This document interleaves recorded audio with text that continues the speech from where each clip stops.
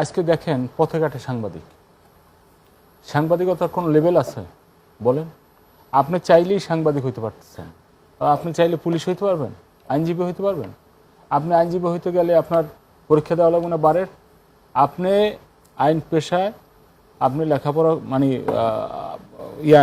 ল শাস্ত্র নিয়ে আপনি লেখাপড়া করে পাশ করলেন, পাশ করে আপনি আইনজীবী হতে পারবেন? পারবেন না। আবার উনি ডাক্তার আপনি ঢাকা মেডিকেল দিয়ে পাশ করলে হবে? আপনার সনদ লাগবে না সেটা। কিন্তু সাংবাদিক দেখেন, আমি চাইলেই কিন্তু সাংবাদিক হয়ে যাচ্ছি। এই যে বিষয়টা আপনার প্রথম নির্ধারণ করতে হবে সাংবাদিক কারা। আপনি সারা দেশে একটা তালিকা করেন সাংবাদিক কারা।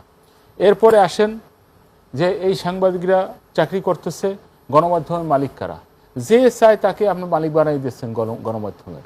একজন লেখাপড়া জানে না, সে একটা পত্রিকার মালিক, সে একটা টিভি চ্যানেলের মালিক, সে একটা অনলাইনের মালিক, আপনি দিয়ে দিচ্ছেন। হ্যাঁ।